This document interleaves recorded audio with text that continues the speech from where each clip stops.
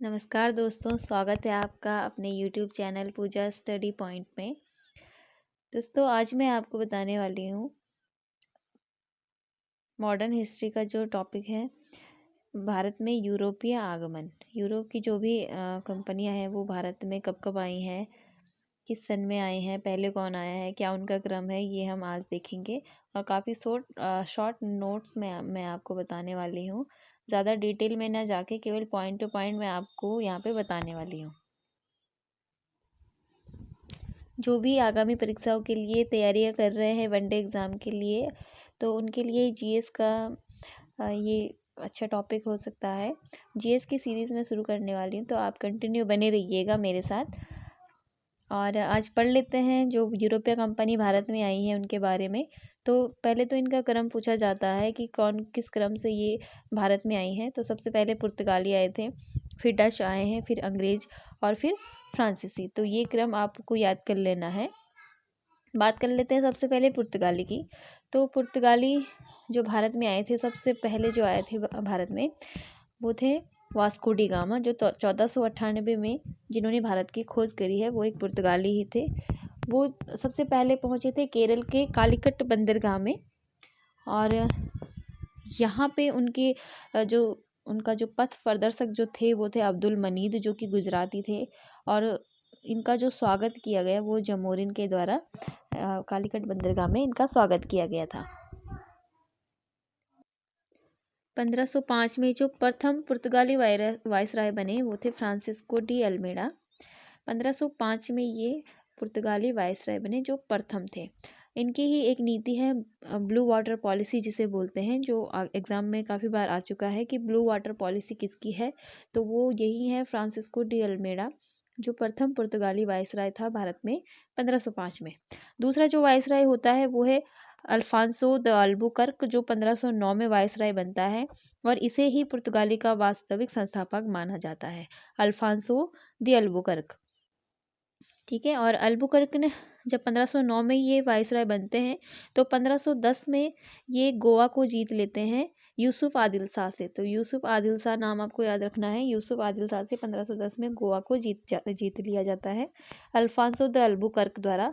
लेकिन ये इसे जो कोची से गोवा जो अपनी व्यापारी कोठी शिफ्ट नहीं करते हैं। शिफ्ट कौन करता है ये पूछा जाता है, तो नीनो डी कुन्हा यहाँ से अपनी व्यापारी कोठी शिफ्ट करते हैं। पुर्तगालियों द्वारा जो पहली व्यापारी कोठी खोली जाती है वो कोची में खोली जाती है। पुर्तगालियों के बाद जो आए थे भारत में वो हैं डच। और डच का जो प्रथम जो डच यात्री था वो कॉर्नेलियन हाउटमैन उसका नाम है, जो 1596 ईस्वी में भारत के पूर्व में जो सुमात्रा द्वीप है वहाँ पहुँचा था 1596 में। 1602 में डच ईस्ट इंडिया कंपनी की स्थापना होती है। और 1605 में पहली व्यापारिक कोठी मसूलीपट्टनम में डचों द्वारा खोली जाती है। जो इनकी दूसरी कोठी है वो पुलिकट बंदरगाह में है, पुलिकट में है, जो इनका मुख्य केंद्र रहा है। मतलब जो भी इनका काम होता था वो मुख्य केंद्र इनका उसका पुलिकट रहा है, जो इनकी दूसरी कोठी थी। लेकिन डच भारत में ज़्यादा देर तक टिके नहीं थे, क्योंकि वेदरा का युद्ध जो हुआ था अंग्रेज और डचों के बीच हुआ था, जिसमें डच हार गए थे। ये युद्ध 1759 ईस्वी में हुआ था, वेदरा का युद्ध। तो ये एग्जाम में आता है, वेदरा युद्ध कब हुआ था, 1759 में, किस किस के बीच हुआ था, अंग्रेज और डचों के बीच। और यहीं से डचों का पतन हो गया था वेदरा के युद्ध से। ठीक है। यहाँ पे कुछ जो यूरोपीय कंपनी है उनके कंपनी कब कब स्थापित हुई है यहाँ पे वो आप नोट कर लीजिए। पुर्तगाली ईस्ट इंडिया कंपनी की स्थापना होती है 1498 ईस्वी में। अंग्रेजी ईस्ट इंडिया कंपनी की स्थापना होती है 1600 में। डच ईस्ट इंडिया कंपनी की स्थापना होती है 1602 में। और फ्रांसीसी ईस्ट इंडिया कंपनी की स्थापना होती है 1664 में। डचों के बाद अंग्रेज आते हैं। 31 दिसंबर सन 1600 ईस्वी में इंग्लैंड की जो रानी एलिजाबेथ प्रथम हैं उन्होंने ईस्ट इंडिया कंपनी को 15 वर्ष का अधिकार पत्र दिया था कि आप 15 वर्ष तक भारत में या ईस्ट इंडिया में शासन कर सकते हैं। 1608 में सूरत में जो अंग्रेज हैं उनके द्वारा पहली व्यापारिक कोठी खोलने का प्रयास किया जाता है, लेकिन खोलते नहीं है, केवल प्रयास यहाँ पे किया जाता है। 1609 में जेम्स प्रथम जो इंग्लैंड का सम्राट था, उसने कैप्टन हॉकिंस को जहांगीर के दरबार में भेजा था। तो कब भेजा था? 1609 में।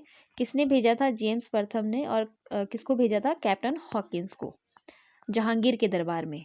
1611 में मसूलीपट्टनम में व्यापारिक कोठी खोली जाती है, जो कि एक अस्थायी कोठी थी। मसूलीपट्टनम में 1611 में खोल दी जाती है। 1613 में सूरत में व्यापारिक कोठी फाइनली खोल दी जाती है।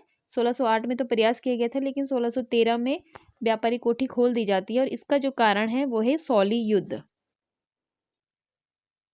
सौली युद्ध होता है 1612 ईस्वी में, जो कि अंग्रेज और पुर्तगालियों के बीच होता है, जिसमें कि अंग्रेजों द्वारा पुर्तगालियों की हार होती है। तो जहांगीर को तब लगता है कि अंग्रेज जो हैं काफ़ी मतलब समृद्ध हैं, शक्तिशाली हैं, तो इस वजह से वो उनको सूरत में व्यापारिक कोठी खोलने के लिए आदेश दे देता है। तो इस वजह से 1613 में इनकी व्यापारिक कोठी सूरत में खोल दी जाती है। 1632 ईस्वी में गोलकुंडा के सुल्तान द्वारा 500 पेगोड़ा वार्षिक कर देकर गोलकुंडा में व्यापार करने की छूट दी जाती है। तो कब दी जाती है? 1632 में। 1651 में शाह शुजा द्वारा अंग्रेजों को व्यापारिक छूट दी जाती है। 1639 में फ्रांसिस डे ने चंद्रगिरी के राजा से मद्रास पट्टे पर लिया और यहाँ पर फोर्ट सेंट जॉर्ज की स्थापना की। 1661 में चार्ल्स द्वितीय व पुर्तगाली राजकुमारी कैथरीन ऑफ ब्रगेंजा का विवाह होता है और पुर्तगालियों द्वारा चार्ल्स द्वितीय को दहेज में बम्बई शहर दिया जाता है। 1668 में चार्ल्स द्वितीय ने बम्बई को 10 पौंड के वार्षिक किराए पर ईस्ट इंडिया कंपनी को दे दिया। और 1687 में अंग्रेजों ने मुख्यालय सूरत से हटाकर अब बम्बई को बना दिया था अपना केंद्र। बम्बई शहर की स्थापना किसने की? गेराल्ड ऑन्गियर ने। कोलकाता की स्थापना किसने की? जॉर्ज चार्नोक ने। इस अंग्रेजों के बाद जो आते हैं वो आते हैं फ्रांसीसी। इनकी प्रथम कोठी सूरत में खोली जाती है 1668 ईस्वी में फ्रैंक कैरो के द्वारा। फ्रांसीसी ईस्ट इंडिया कंपनी की स्थापना कब होती है? 1664 में। और 1668 में इनकी पहली कोठी खोली जाती है। वालीकोंडापुर के सूबेदार शेर खान लोधी द्वारा पुदुचेरी को, जो कि आज की डेट में पांडुचेरी जिसे हम कहते हैं, पुदुचेरी को फ्रांसीसियों को दे दिया गया वालीकोंडापुर के सूबेदार शेर खान लोधी के द्वारा। और ये किसको दिया गया था? Francis Martin. इनको सूबेदार शेर खान लोधी के द्वारा पुदुचेरी नाम का एक जो शहर है वो इन्हें दे दिया गया था। कब दिया गया था? 1674 ईस्वी में। तो यहाँ पे हमने देखा कि जो यूरोपीय कंपनियां हैं वो किस क्रम से भारत में आई थी। पहले पुर्तगाली आए थे, फिर डच आए, फिर अंग्रेज और फिर फ्रांसीसी। जब ये सारी जो यूरोपीय देश के जो लोग हैं यहाँ आए, इनके बीच में कई युद्ध भी हुए हैं। जैसे कि हमने देखा वेदरा का युद्ध, जो कि अंग्रेज और डचों के बीच हुआ था, जिसमें डच की हार हुई थी।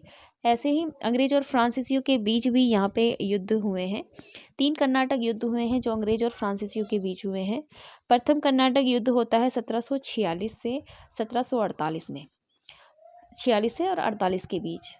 और इसका कारण था ऑस्ट्रिया का उत्तराधिकार। और इसको समाप्त करने के लिए जो संधि होती है वो है ए ला शापेल की संधि से ये युद्ध समाप्त होता है।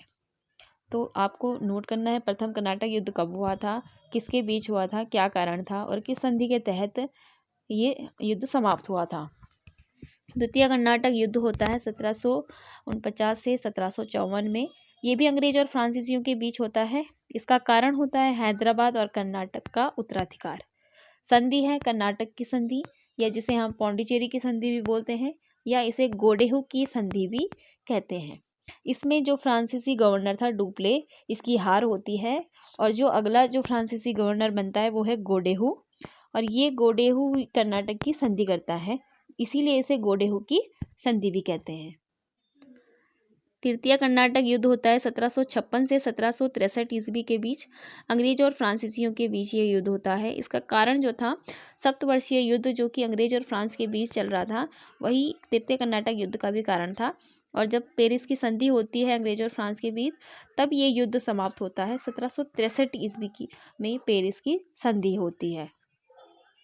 इसके बाद एक फेमस युद्ध है वांडीवास का युद्ध। ये कई बार एग्जाम में आता है। 1760 में होता है। अंग्रेज और फ्रांसीसियों के बीच ही होता है। इसमें अंग्रेज की तरफ से जो थे आयरकूट थे और फ्रांसीसी की तरफ से लाली थे। इनके मध्य ये युद्ध होता है। 1761 में इस युद्ध के बाद अंग्रेज जो है फ्रांसीसियों से पांडिचेरी को छीन लेते हैं। और 1763 में जब तृतीय कर्नाटक युद्ध के बाद जो पेरिस की संधि होती है, इसके बाद जो है अंग्रेज फ्रांसीसियों को पांडिचेरी वापस कर देते हैं। तो ये था गाइज यूरोपीय का भारत आगमन। तो वीडियो कैसी लगी आप प्लीज़ मुझे बताएं। वीडियो कैसी लगी गाइज ज़रूर बताएं और कमेंट करें कि आपको और आगे किस चीज़ की वीडियो चाहिए या इस वीडियो में क्या मिस्टेक हुई है, अगर हुई है तो। और